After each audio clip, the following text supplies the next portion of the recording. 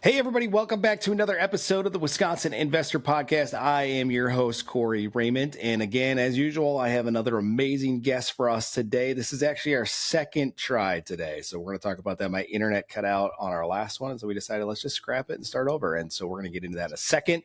As usual, though, I always talk about our sponsor, Wisconsin Discount Properties. Today is no different. And so if you are looking for deals and you're not on our buyers list yet, what in the heck are you doing? Get on the buyers list, go to wisconsindiscountproperties.com, put your information in, and we'll start sending you deals to your inbox for free every single week. You don't even have to pay us. Just start looking at them. And then you can go to our website. We've added a ton of resources to the website page. So if you need lenders, if you need a calculator, we've got a bunch of stuff on there. So go check out the website as well. With that, let's get back into take two with my main man, Sean, the go-getter Gibbons. Mr. Gibbons, how are you 5 minutes after I asked you about how you were doing 5 minutes ago? Still doing all right, hanging in there. Well, we'll Sometimes recap. you Good can thing almost is, budget on those things.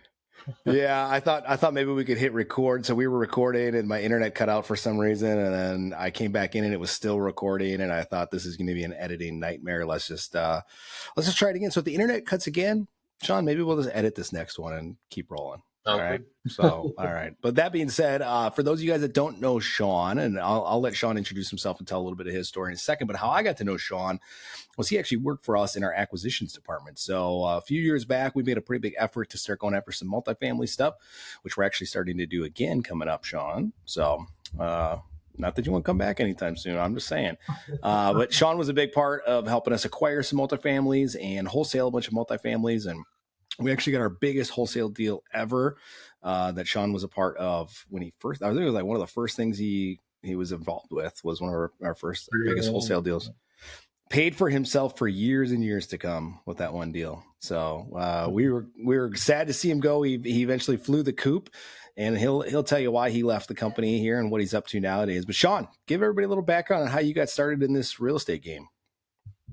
Yeah, like a lot of investors, Rich Dad Poor Dad was sort of the catalyst combined with Dave Ramsey. You want to purchase cash flowing assets and add them to your balance sheet, and you get to live off the cash flow. Buy assets and don't buy liabilities is kind of the general wisdom that's out there. So that kind of got me in the right sort of mindset or sort of going down that path. So I think we purchased our second personal home when we moved back to Wisconsin here in like 2016.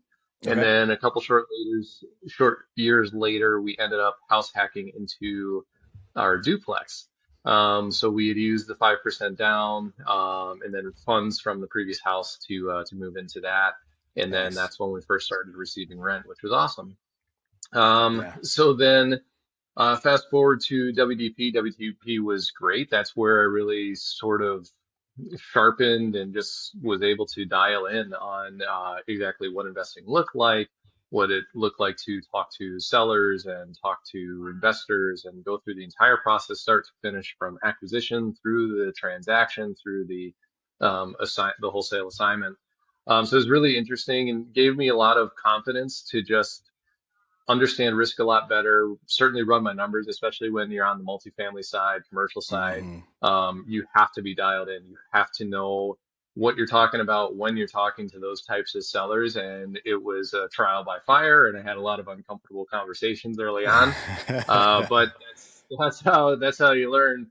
Yep. So the reason I left WDP was actually a creative deal that I had with my landscaping company. So I own this company with my father-in-law. Now I'm a minority shareholder, so I don't have like day-to-day operational activities, and it's his baby, so he runs it. Anyway, we found a greenhouse to purchase, and it was like such an insane deal that it became an insane deal. And what I mean by that is it was like a $3.5 million acquisition. There were zero money down, and like Ooh. insanely good, basically interest only payments, Ooh. which was awesome until it wasn't awesome. The owners literally showed up one day and they tried to foreclose on us. They wanted to take the keys. They accused us of all kinds of What? malfeasance and neglect of the facilities. And of the employees and all kinds of just craziness.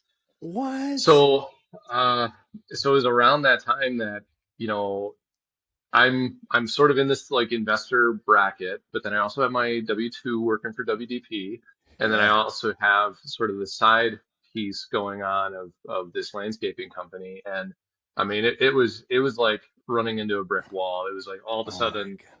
I could be on the hook for my portion of this $3.5 million foreclosure. It's like insane. Wow.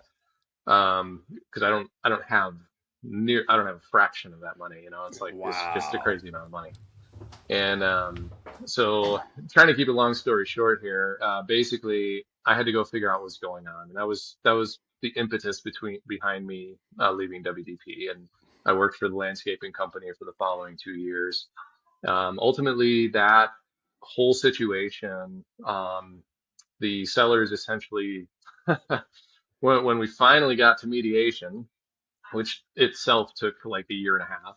When we finally got to Wow. mediation and talking about it and going back and forth of what the demands are, all this stuff, essentially the attorneys kind of agreed that, you know, there there was a lot of not good with this whole thing, the way the contract was written to begin with, and then all of the claims that they made against us were essentially just nothing. They didn't have a leg to stand on.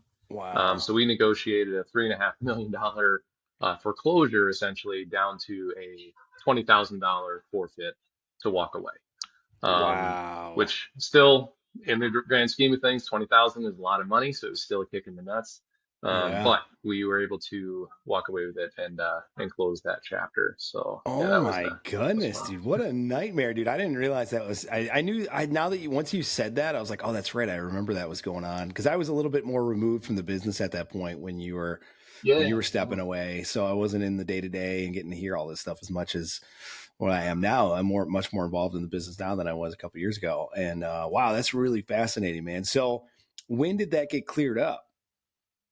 so that was, I think we finally signed over the checks, and you gotta sign all the release forms, like, hey, I'm not going to sue you in the future. You're not going to sue me in the future, kind of stuff.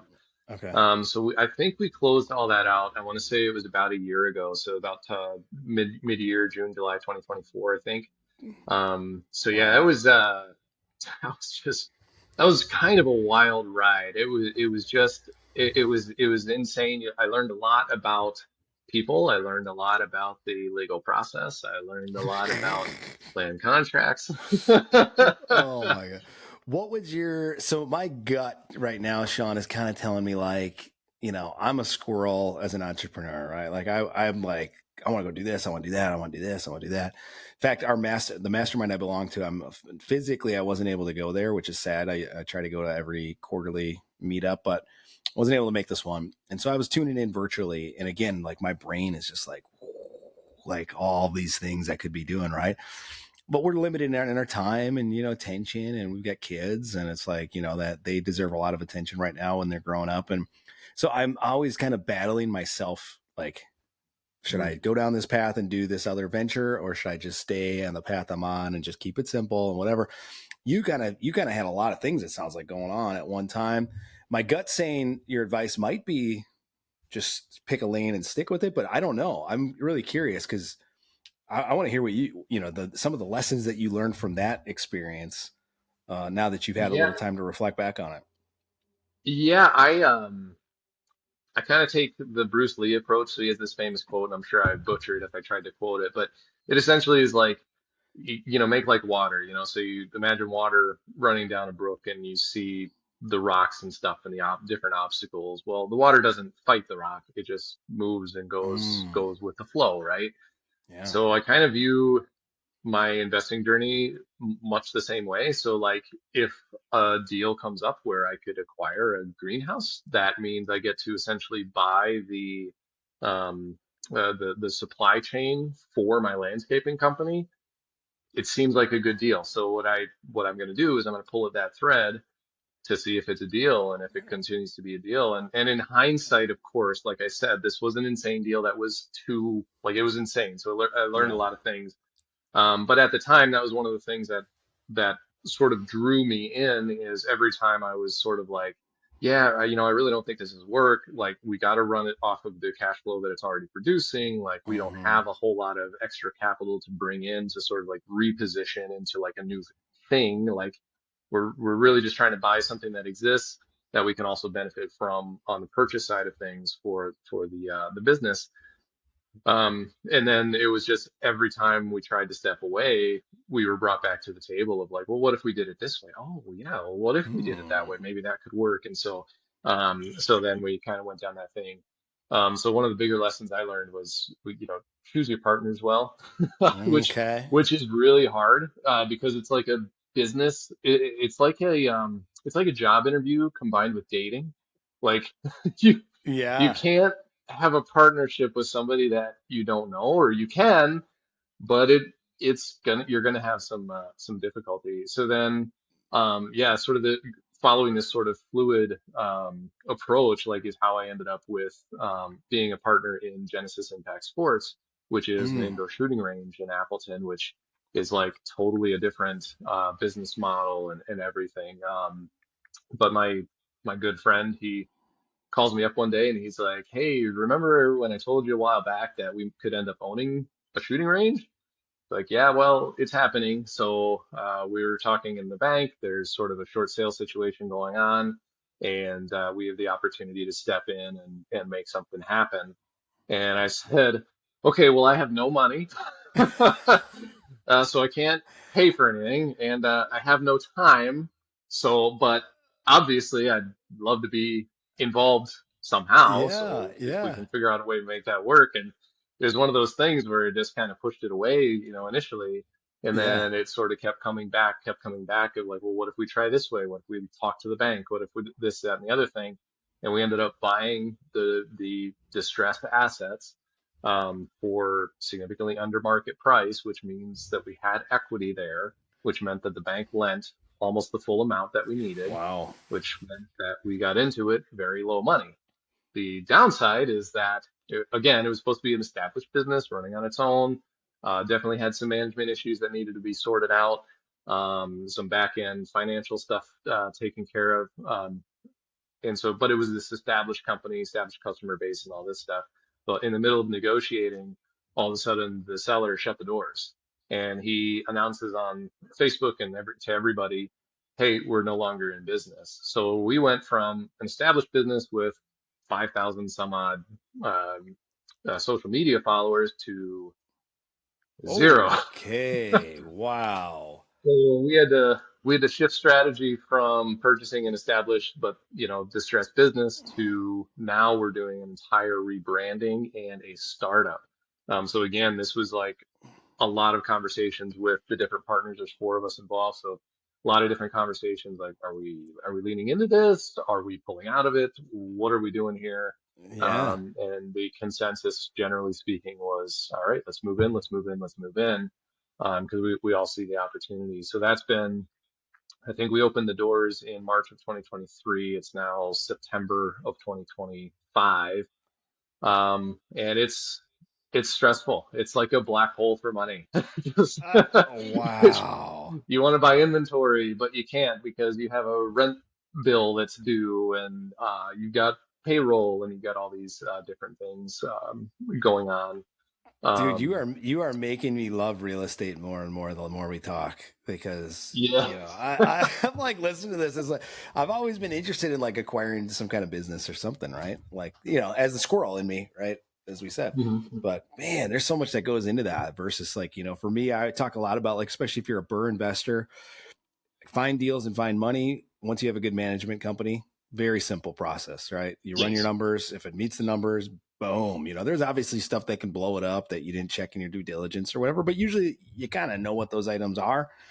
And like you Well, and said, that's why they call it you're the passive water, income, right? right? And then you're like water going around the rock. Okay, that rock came up. We'll go around it. We'll fix it, whatever. But you start getting Mhm. into some of this business acquisition stuff. There's a lot of other levers. It sounds like there's a lot of other stressors going on. So for those of you out there listening to this in the audience, like, not the reason I want to have Sean on here. He's got so many lessons here that can be acquired or can be applied to real estate as well. I mean, these are Oh, actually yes. real Yeah, estate 100%. deals. He's just acquiring businesses through that as well. And Yep. man, I tell you what, like it's. it's some great lessons I think that you're learning through this, Sean. And obviously those kicks in the nuts probably don't feel great like for the Yeah. lesson, but No, those it's dividends will pay you. Those dividends will pay you like down the road on future deals that you say no to potentially, or when you do find a good deal, you'll now know what is a good deal actually, and how do I safeguard against some of these other right. things that could come up and blow it up, right? Yeah, yeah. I mean, and that's the whole thing. I mean, you know, so like I said, the last 2 years I was working at the landscaping company, and the partnership. I love my father-in-law. I love my family, but I've never been a landscaper, never been into landscaping, not my thing. And then we also have divergent views on how the business should be run, how it should grow, that type of thing. So it just Mm-hmm. wasn't really a good fit. So I had sort of an existential like, well, quite a few moments actually last year of like, what am I doing here? Because it doesn't really feel like I'm adding to the business, doesn't really feel like my vision is going to be expressed into the business. So I'm really just kind of spinning my wheels here. Like, so I really need to be doing for myself. Yep. Certainly Genesis is not in a position that it can like take me on as, let's say, like a CEO type or even like outside sales. Like it's just not quite there yet. So that wasn't really an option. So then it really just boiled back down to real estate and WDP and all that stuff. And I know you're a man of faith like I am, and so I had sort of these prayers and these moments of like, what's next for me? Where am I going to go? And I found a deal on WDP in Appleton, and I was like, all right, I'm going to put the minimum deal, and it's an Appleton single family home. So if, for those that don't know, Appleton single family homes through WDP, like they go quick, they usually go for high price, all this Mm-hmm. stuff. So I think I put minimum just maybe a couple grand over asking or something like that as my bid. And that was sort of like a sign to me, like, all right, look, God, I feel like I'm being tested here. I feel like this is sort of a path diverging in the wood. Like, if I win this bid, like, I'm gonna take it as a sign that like this is the direction that I'm Mm. supposed to go. Okay. And lo and behold, I won the bid. Fast forward to week week, day. I think it was like day 2 or 3. Like it was crazy fast. So I close on the deal. The next day, I have no less than 10 contractors out there. I'm like, all right, I need bid for this, this, and this, and this, and this. Got my scope of work, got the whole thing, and I'm like ready to go. Like I'm ready. Like, all right, let's get this done as quickly as possible. And I'm following the investor footprint or the investor blueprint of hire everything out, do as little Yep. personal work as possible. That way you can stack these deals, free up your Yep. time. I can go chase time. I can go chase, or I can go chase money. I can go chase deals. Meanwhile, all these projects are being worked on. Lo and behold, all these contractors came back, and the bid was twice what I had assessed it at. Oh And I even man. called one of the guys at WDP, and I'm like, what'd you guys have for did you include this in there? Did you include that? Da, da, da. And yeah, it was so I ended up just starting demo by myself, and I'm like, man, I don't know how I'm gonna figure this out, but I just Yeah. and so I'd been there like 2 days, and I'd filled up a dumpster or two of just my own like just demo stuff, and I got started feeling sorry for myself, and I sat down and I was just like, I don't know what to do. I just don't know what to do. I don't know how I'm going to make this. Like I had all of $30,000 sort of set aside, and that's like our emergency fund. That's our savings. That's Yeah. that's what Yeah. that's the cash that I have available to me. And all of these bids are coming back 60,000 plus, and I'm just like, oh my gosh, I don't know how I'm gonna make this happen. So I call my buddy Corey here, and he's like, what if you had like 5 of these bad boys going? And I'm like, are you nuts? Like this is like bad enough. Like this is insane. And he's like, well, and he tied it back to rent. And some of you guys have heard this description, some of you haven't. But basically, the idea is if you only have one property, if you want to have one house, and then all of a sudden somebody moves out, you have 100% vacancy, right? So if you have two houses or three, well, let's say if you have four houses and then somebody moves out, well, you only have a Hmm. 25% vacancy.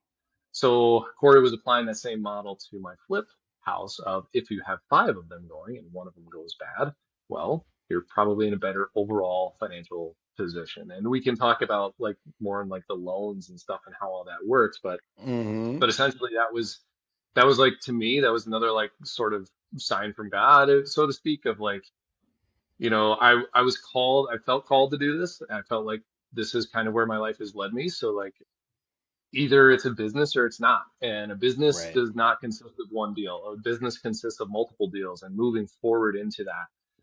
The same for Genesis, same for the landscaping company, same for my real estate. You have to push in, lean in. Mm-hmm. Because of what I learned from my WDP days and the types of people that I would call were landlords that were old and retired. And some of them, frankly, only had like one or two properties, which is great, but when you have a roof go bad on one of those properties, Yeah.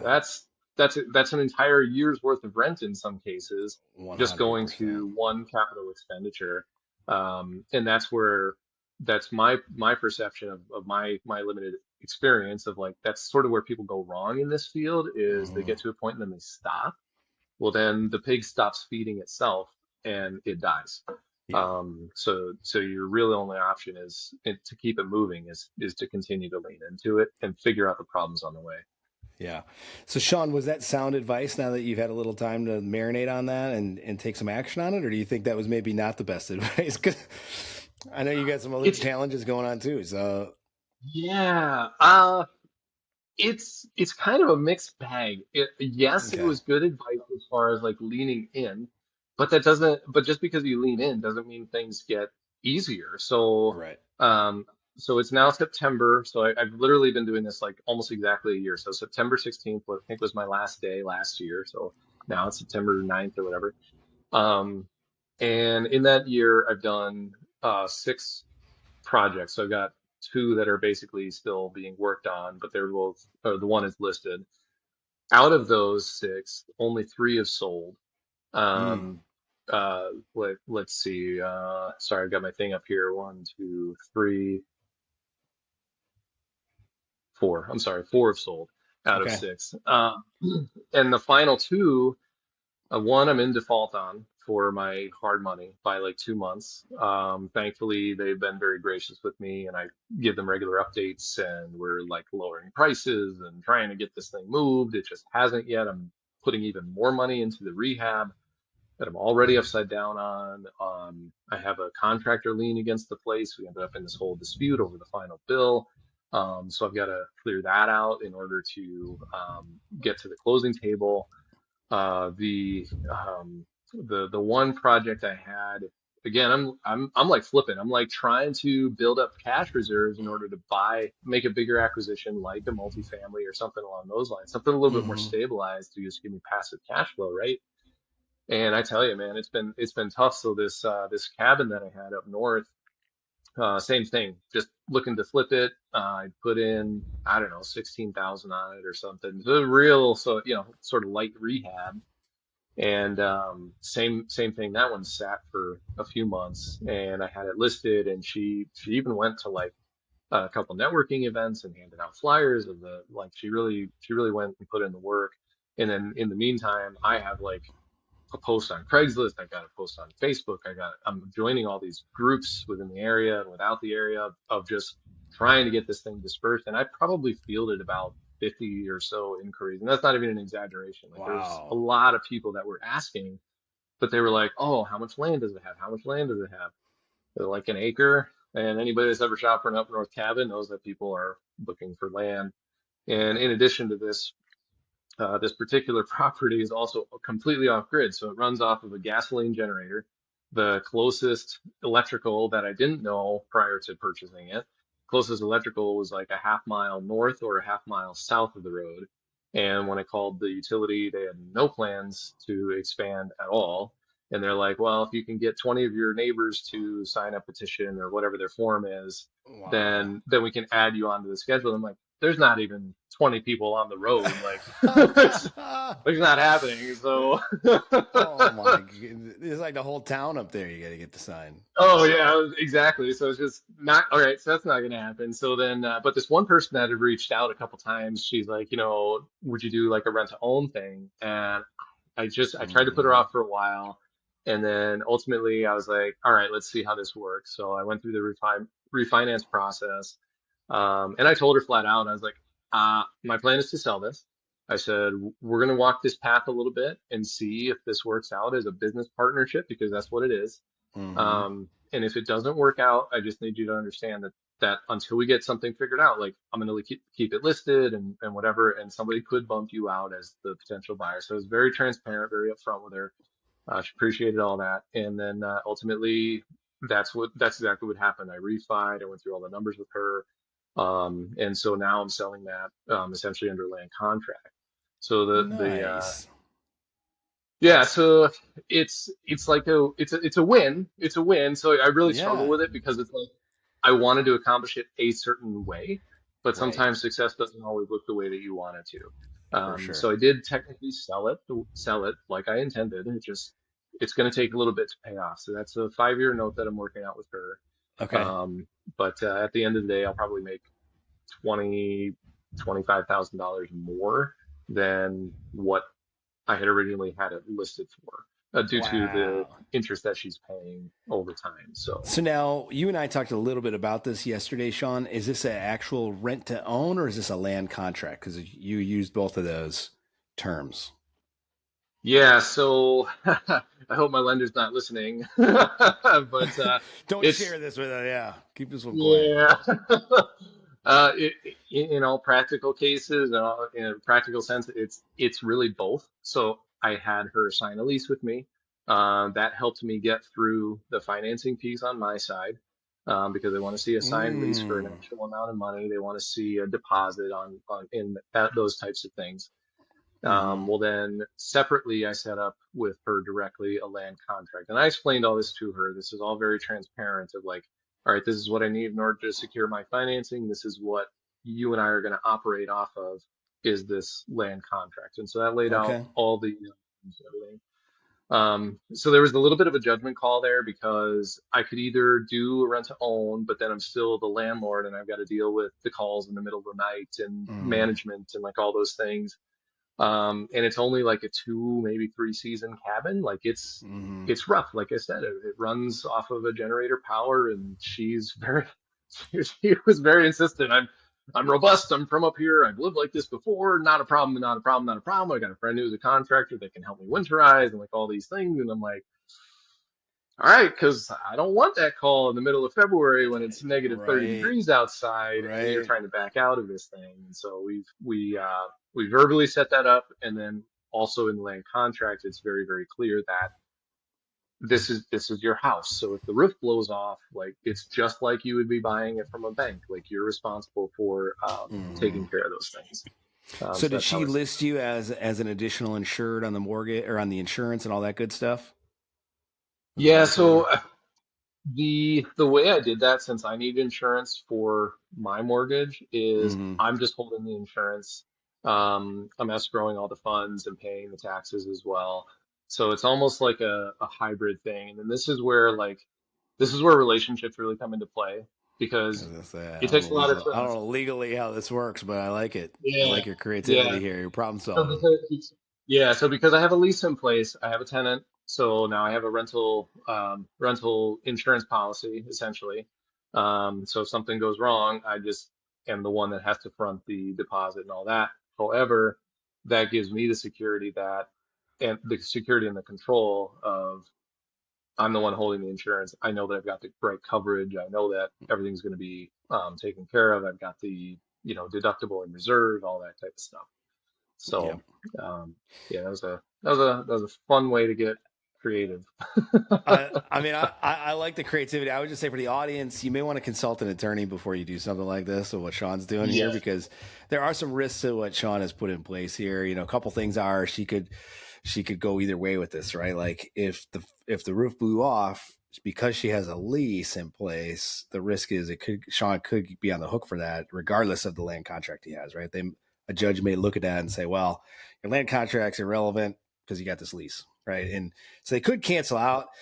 The chance of something happening typically is pretty small, right? So I think what Sean is saying here is he's kind of taking his chance here to take a turd maybe that wasn't selling and make it into at least the base hit, maybe even a double here. if it goes well, if everything goes smooth, and getting out of, a situation that, like you said, he was in default and with the hard money lenders, and being able to get out of that loan and get it into something that's more manageable and actually start making some money on this thing is a win all day long.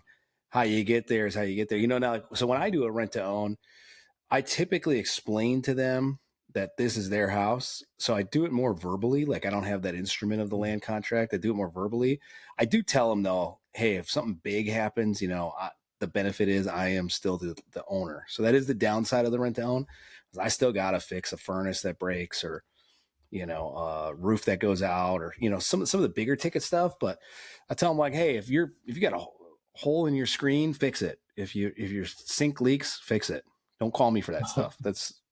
You and I are not going to get along well if you call me for a leaking sink. Okay. You're going to fix the darn thing like you're a homeowner, because that's what you want to be. You want to be a homeowner and a rent to own, right? So Sean and I were talking about this. I'm glad you brought this up, Sean. Rent to own, probably one of my favorite strategies in real estate. The thing is, not many people do it because most people either are flipping and they want to get that cash quick, and they want to get that property off their books and on to the next one, or they're a landlord and they don't want to sell the thing. They want to keep it for however long, right? And so if you are out here listening to this and you're either looking at doing land contracts or rent to own, they're both very similar. Again, there's just some nuances to, understanding the laws of what a tenant's rights are or a land contract buyer's right is, I guess you'd call it that. There's some pros and cons to both of them. There's some tax benefits to be aware of depending on your tax situation that you may want to be aware of with those. But either one of those are great, absolutely great strategies. The land contract, the nice thing is, if you know your cash flow in a certain number, that tenant is responsible for taxes. That tenant is technically responsible for insurance. It's their house. You sold it to them, right? And you're just the bank at this point. And so now if you're making $300 a month, you're making $300 a month. You're not getting a furnace all of a sudden now that there goes your $300 a month for the year. Now you got to fix a furnace and replace it, right? So that is the nice benefit of the land contract side of things versus a rent to own. But both of them get money up front, so it's great. Yeah, and that what we're really talking about here is risk. Like, what's the risk factor that you want to take on? How much risk do you want to take on? That type of thing. So it's a great point about, they could potentially come back and say, oh, well, you have the lease and you have this and that and the other thing. Well, what I learned about the legal process is that it takes a lot of time. And throughout the legal process, a lot of attorneys will tell you, if you can work this out with a person, like, work it out with a person. And they will actually, a good attorney will encourage you to do that. And then even before you get to court, you're going through a mediation process. And so I don't want to belabor the point too long, but it's basically like the way that you set it up today does not necessarily need to be the way that it is in the future. So for me, like, covering the insurance and the taxes, like, that's just me managing risk. I want to make sure that it's insured and I want to make sure the taxes are paid. So that was a risk that I wanted to not take on and make sure that was happening. But then also communicating to her, like, hey, this place is yours, you got to maintain it.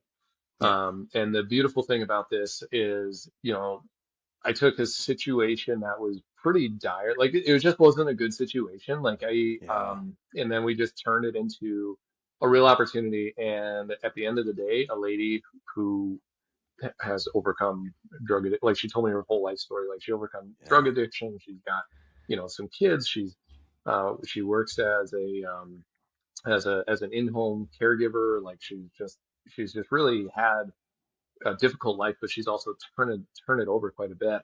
And she's at this point where she's finally, signing on a new to her house. And, like, what people need to remember, what everyone, if you remember nothing else from this podcast, remember this. This is a people business. And sometimes it's you, sometimes it's your friends, sometimes it's another investor, sometimes it's the tenant or the purchaser that you're working with in order to make them take a step up in their life as well. So the position there is really, really important, and it's really humbling and it's fulfilling to do that. Yeah. And everybody wins. That's what we always say. A great real estate transaction, everybody wins in the deal, So, like, you're winning because you're getting what would have been maybe a turd off your plate and you're turning it into a win. they're winning because now they get a house that they probably wouldn't have been able to get it in the traditional sense, right? And you're giving them an opportunity, and you guys are both winning in this deal, and that's a great deal, you know. And Yeah. I found And this with like the rent. Oh, go ahead, sorry, I sir. was just going to say the appraisal came back 10K more, so she's already got 10,000 in equity. So like she's making out just as well as I am actually. Amazing. Yeah, that's great. You know, and the other thing with the you mentioned it a little bit, like her excitement for this house. A lot of folks, what I've found with like rent to own folks or land contract people, is they really do have that pride of ownership. So they're not going to call you for the majority of things. The only time I've ever gotten a call on a rent to own situation was a tree fell on the house. And I was like, well, Mm, that's kind of a big deal. I should probably take care of that. Right. So we yeah. got somebody out there, and luckily that, it was like $3,000 or something. It wasn't a huge deal. But that was a deal that we probably, if we would have listed it on the market, we maybe would have made $2,500 if we were lucky, because we didn't buy it right. The numbers weren't there. We put it on the market. It was a soft market. We listed it in November, and it was just not a good time to be listing a property. It was like a $400,000 house. Not a good time to do it. And we found somebody to do the rent to own, and we ended up making, I think, 35,000 on that thing at the end of the day or something. I mean, it ended up being a good deal. And the only time I got a call, that was the only one out of the rent to owns I've ever done where and I self manage those. You guys hear me on this podcast. I'm always like, get good management, and you just find deals, find money. Except for rent to owns, I'm like, I'll manage the rent to owns because they're so easy. Like I don't ever get calls for them. I don't have to deal with it. People take ownership of it. The last folks I had in that same rent to own that I talked about, I told them, if you guys want to do anything to the house, awesome. Just call me before you do it so that we're on the same page. Because ultimately, if you don't perform in this, it's still my house. I got to take it back. So I'm like lime green paint in the rooms, not okay. Not until you actually get a loan for it. Don't do it. Don't do it. But I was like, I went back to the house after when they were getting ready to close it, or they sent me. I don't know if I was there. They took pictures, but they had done like a beautiful job. They changed out all the old gold light fixtures and updated them to like today's light, fixture. They asked me about other Wow. stuff, and I was like, absolutely. They put some hardwood floors in. I mean, like people will do awesome things on your rental properties for you because they, in a rental situation, they view it as they own that house, and so they're Yeah. they're okay spending some cash and making it their own, which is a great thing. Yeah. Good I spot. love Yeah. having people live in there, pay me rent, and improve the property at the same time. It's a great win. It's a great way to do it. And if you're stacking these on, 5-year, 10-year notes, then, you're just kind of extending that stuff into the future. And as you stack more and more deals that way, then it helps your balance sheet, it helps everything. It's uh Yep. it's it's a very interesting and good way of doing it. Yep. The other interesting thing about that particular project is that the person I was buying it from, he likes to get creative too. And I was like, well, I'm buying this under hard money. And I said, but here's the thing, I don't really have a ton of cash. So what I was wondering if you would do for me is if you would take $10,000 of that on a note, basically a second hard money loan, and that way I can go to my hard money lender that lowers the amount that gets me under the 65% ARV. Mm, Therefore, the hard money gives me direct cash through that loan.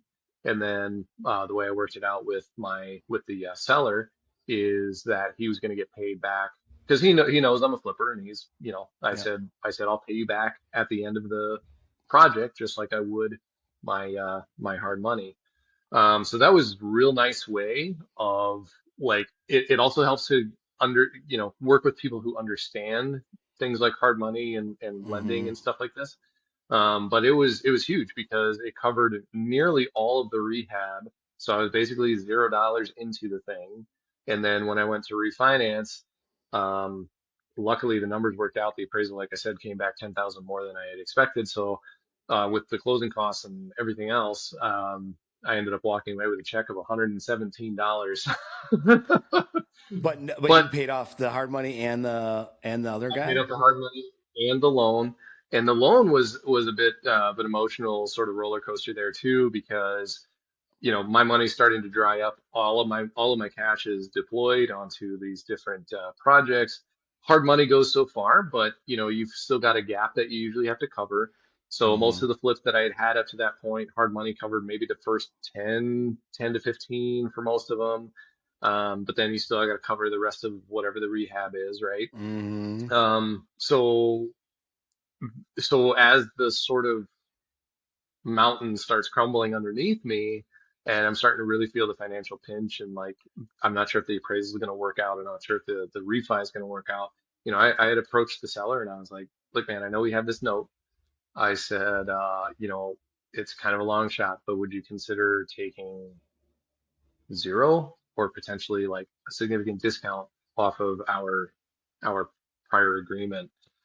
And this is where it's really important to have these relationships and talk to people, even when you're not wanting to talk to anybody, because Mm-hmm. financial stress can be really isolating. It can make you feel like you're on your own. It can make you feel like you're the only person that's ever gone through it, that type of stuff. Yeah. Um, so I really felt like I was stepping out on a limb, like the audacity, right, to ask for a discount. Like I had agreed to this, like it's in a contract. Like so these are all the Yeah. voices that are going on inside my head of like, I don't know that I would agree to do that Yeah. were the tables reversed, that type of stuff. But I approached him anyway, and I was just real honest with him. I said, this is what's happening. I was supposed to sell this thing. It's not selling. Oh, I'm trying to refi, blah, blah, blah. And he's like, all right, Sean. He's like, you know what? First of all, I've been there. And he said, second of all, like, um, the note is coming up to be due. And he's like, but you're talking to me. And he's like, let's see how the refi process goes. And if you really do need the breathing room on the refi, he said that we can reassess and talk about it again. And so not really exactly because for somebody to come back and be like, oh yeah, man, yeah, take that $10,000 off, like that would have been ideal, right? Yeah. Yeah. Which is again crazy to ask for. But at least so it wasn't exactly the answer that I wanted, but it was the right answer for the time. It was all right.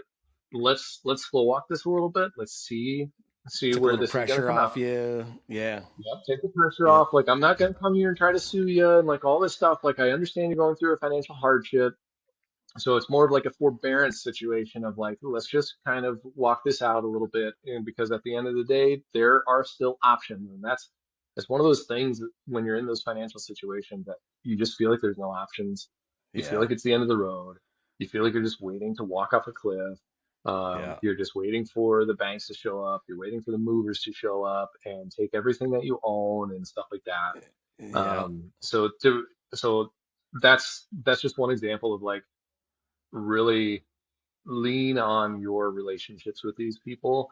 Like when people say no bank, they really think of like this, conglomerate, big building, like this very nebulous and like cloudy, shady sort of like entity, right? But Right. it's at the end of the day, like your bank is the guy that sold you the loan. Like Right. he's the first call of like, hey man, Yeah. this is my situation. It's embarrassing. It sucks. I'm Yeah. not having a good time. I'm selling everything that I own, which is in fact what I'm doing. I've sold my guns. I've sold my watches. I'm selling my sports car. Like I'm selling everything to make it happen. I don't know that I'll be able to keep my personal residence at the moment. Like things are not great. Yeah. But throughout this process, the important thing is I'm in contact with each of these people and I'm trying to figure out new and creative ways to keep the boat afloat and keep things For moving. sure. Yep. So I've got like I said, and I'm sorry if I'm talking too much, just throw up your hand or something because I can No, get dude. kind of It's long. good. It's So good. I've got these three, what I'm calling my last properties. They're just my current properties that I've got. The three of them, and they're just like I said, all my money is deployed. So it's really just a matter of time. Like they've got to sell at some point. The one property, another lesson learned.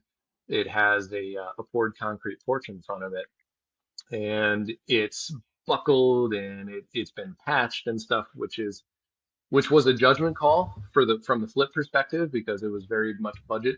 Because I could have tore the whole thing out, replaced it probably around $6,000 or $8,000, Okay. which was a huge spend. Um, but in hindsight, now people are driving by and they see this buckled concrete and don't really know what the situation is. And what do they think? They immediately think foundation issues. At least that's my perception because they haven't stopped and told me this, but it's, Right. you can kind of look at the photos and be like, all right, yeah, it kind of looks like trash. So Yeah. a nice to have became a need to have way too late. So now I'm literally the Uh, past 2 weeks I've been working on breaking this porch out myself and trying to do the whole thing myself. And I know enough, so I don't. It's not like I'm not like the stereotypical landlord that's just going to paint over the light switches. Like I know what I'm doing, yeah. but that's not really a job I wanted to do. Right. So and again that came from talking to my lender and basically walking through like, hey man, this is my property, this is what's going on. It hasn't sold yet. I did a massive price Mhm. drop of like $30,000. I'm like, dude, I'm trying to like I know. And he's like, no. He's like, I'm looking at it. He's like, it looks good. He's like, you've been in contact. That's the biggest thing. It's just I want to make sure that we're maintaining contact and stuff. And he's like, this thing will sell. He's like, but it has a major curb appeal issue, and you really need to get it sorted out. All right, well, we'll look at the porch and get those things taken care of. Yeah. So that's the work in progress. Yeah. Well, a couple things I want to go back to, Sean, because you shared a lot of good nuggets here about these two deals. A couple things I want to touch on. One, you mentioned it several times now, is talk to your lenders, right? And so I think this is one of the things, especially hard money lenders. They're usually a smaller business, right? They're more relationship based. Your community banks, if you're doing commercial loans, they're smaller places. They're but much more common sense approach type people. They're not the big, as Sean described here, the big conglomerate, behind the one sided mirrors, staring at you and laughing at you, right? They're people, they understand things, they've been through hardships. So talk to those people and just keep the communication open with them. Some lenders are going to say, sorry, buddy, it's due and it's due at this time and you don't pay it, you don't pay it. But at least if you communicate, especially the earlier and the more often you can do it with them about, hey man, this is what I was projecting. This is what came up, just a heads up. I'm working my butt off on it, da da da da. And they want to see that you're putting the effort in. I mean, the fact, Sean, that you're selling your possessions and you're doing those things, I mean, that tells me if I'm a lender and we do some hard money lending, if I'm that hard money lender and I see that, I'm like, all right, well, this dude is going to do whatever it takes to get me paid back. I can see Yeah. that, right? That's pretty obvious. So that's important to do.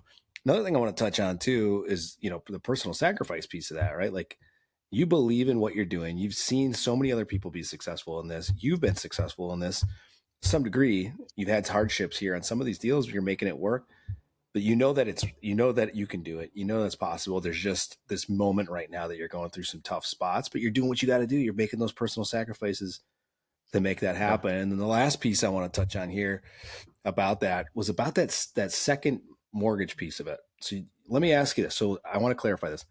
The guy that had the $10,000, the seller, you went back to him and you asked him to wipe out that 10 grand. Okay, cool. I love it. Why not ask? You got to make the numbers work. Pull the lever, Well, right? I I mean, love yeah. that.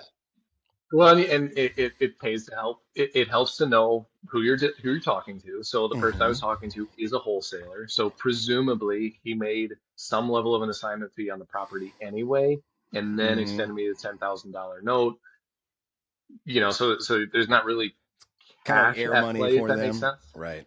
Yeah. So if somebody had like given me a wad of $10,000 like in real money, Mm-hmm. then obviously that would have been a different conversation. But since it was really just like numbers on paper of an additional sort of benefit that he would get from the property, that's what sort of cracked the door for me of like even feeling having the balls to just like, hey man, would Yeah. you eliminate this, please? So Yeah. you got to Well, know people. You for got to know sure. what you're It's about the doing. relationship, right? And you're not coming to them just because you want to make another 10 grand. I mean, you're literally coming to them because you're like, I don't know if I'm going to be able to like make this thing work. So it's a little different. Your motivation, I think people can sense that. Another little quick tip for the audience that reminded me of, we had a apartment building that we bought several years ago and the seller carried back 100 grand, just a silent second due in 5 years when our commercial loan ballooned, right? No interest, no payments, whatever. Um, and I think I sold a flip or something like 2 years into it, or I don't know what it was, but I had like, decent chunk of cash just kind of hanging out. And I was like, you know what? I wonder if this guy would benefit from like me paying him off early. So I called him up and I said, hey dude, I just sold a flip. You could tell me no and tell me to go pound sand all day long, but I just had this feeling like maybe there's something going on where you might benefit from me paying that note off a little early. However, I'd only be able to give you 60 grand to make it, make you whole on it. Would you be willing to take 60 for it and like, give me a mortgage satisfaction on it? And he kind of was like, oh, I don't know. Like, and then he called me back and he's like, yeah, actually I could use some money, but I would need like 75,000. I was like, okay, I'll do 75. So I got a $25,000 discount just because I called him early and asked if he would benefit from having the money early. And we were able to get that $100,000 note down to 75. So, and I felt good about it because I'm giving him the benefit. He had a project he was working on. He needed the cash. So it was a good win-win deal again. Like, and again, it was air money for him. It wasn't like real cash he had stuck in the deal. Yeah, and So, that's and again, it just goes back to that. Things just because things look a certain way now doesn't mean they stay that way. People's mhm. situations are always changing. Lenders' situations are always changing. I just got off the phone with a lender earlier this week, and they're like, "Yeah, we're not taking any more flipping type of clients." Oh, Hmm. all right, great. Even though they were a great referral and all that. So banks are always adjusting their balance sheets and where they're Yeah, lending, where they're not lending, and all that stuff too. So, for sure. so that's where that sort of fluidity comes in of like, all right, well, this bank sucks. I gotta go to this bank and Yep. try again and just try talking to people and getting back Yeah. out there. That's one of the biggest So lessons I think I've learned in this business, Sean. It's like you got to be able to pivot quickly, and you got to be willing to not be so stuck in your ways in this business. Like, as things change, the market changes, the lenders change, your situation changes, your rehab numbers change. Like, whatever you think going into the deal, it's usually very rare it's going to come out exactly like what you thought going into it. And so you got to be willing to pivot. You got to be okay taking some punches in here. You got to be willing to roll with things and yeah, um yeah. and, and I not let mean it that's bog you down. yeah, that's huge. I mean that's what I tell my wife all the time is like I know where I want to be. I want to Hmm. have financial freedom. I want to, I can run the numbers and like all that, but like this is my goal, right? Hmm. So you start with the Hmm. destination in mind, but there, just like a roadmap, there are a million different paths to get to that goal. So Hmm. if I thought it was flips starting out, but then it turns out that land contracts appear to help me in that direction too, well, why wouldn't I take that road? Why wouldn't I take advantage of that creative method in order to get me onto that path? Because I don't really care about the path. I care about Hmm. getting to the destination, and the path is going to Correct. be whatever it's going to be. Yeah. And I think as you're saying that, Sean, you're kind of preaching to me in the moment of like, uh, what's the highest and best use of each property? And if you can be an investor who's nimble enough to do that, like, oh, highest and best use, this one would be a great rent to own or a great land contract. That's going to get me the most profit. That's going to get me dip up, up, up. I think you're going to be a very unique investor because, like, for me, even our main bread and butter is wholesale. We wholesale, wholesale, wholesale, wholesale, wholesale. We have rentals, we have short term rentals and all that stuff, and those are great.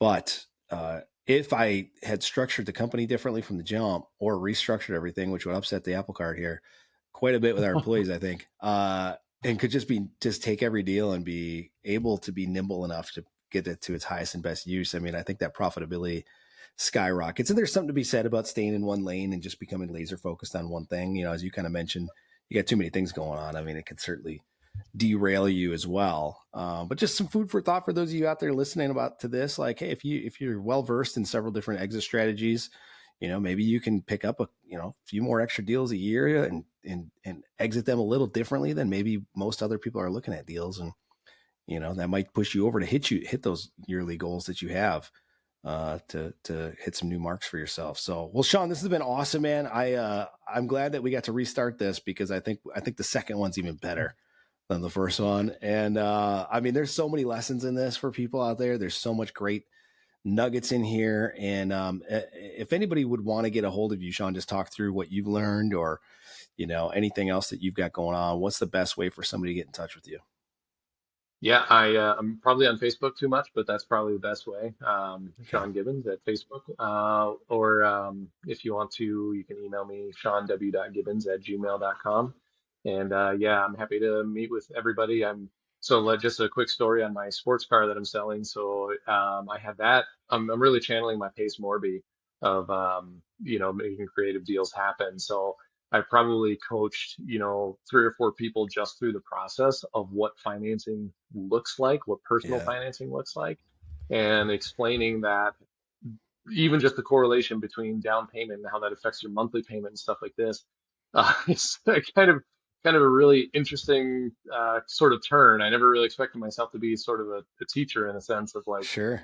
showing people how to do this type of stuff. But at the end of the day, if and when I do sell it, I'll probably be selling it over market price because I'm willing to put myself out there risk wise of taking payments over time instead of just trying to get one big chunk of cash up I love front. it. So, I love it, buddy. Last question for you, Sean. Favorite Wisconsin tradition or place to visit here in this great state? it's got to be Culver's, just any Cool. Culver's. Love it. Which now you don't have to be in Wisconsin. It's all over the place, man. I know. It used to be like a Wisconsin thing. So, I mean, we still have New Glarus, so We do still have New I'll take that. Glarus. Yeah, that is still a hot topic. If I travel places and people know about New Glarus, that's one of the things they're asking for on a little gift, Oh yeah, so. 100%. Well, man, I appreciate your time, Sean. I know, like you said, you got a lot of things you're working on and all that. So I appreciate you taking time out for the audience to share some of your experiences. And there's a lot to be learned here and a lot of great things ahead for you. I can see you're like the miner. That's like right. Just keep hacking away and you're right there. So just keep chipping away, keep learning, keep growing, man. I'm excited for you. And if we can be of any help here, obviously reach out as you already do. So we appreciate that. We appreciate the deals that you get from us, and we want to be a resource for you along the way. So for those of you out there listening, if you got some value out of this episode, please share this episode with your audience on socials. If you can do us a huge favor. One of the big things we're working on right now, we want to get those ratings and reviews higher. So I know there's quite a few of you guys that listen on a regular basis and you reach out to me and you tell me some value you got. I love that. So I love when you guys tell me the good and the bad, right? Of what we can do better on these episodes. But also if you're getting value and you haven't rated us or reviewed us yet, please do that. Also comments on the YouTube videos really help us as well. So please take some time and do that for us. And we'll see you guys on the next episode.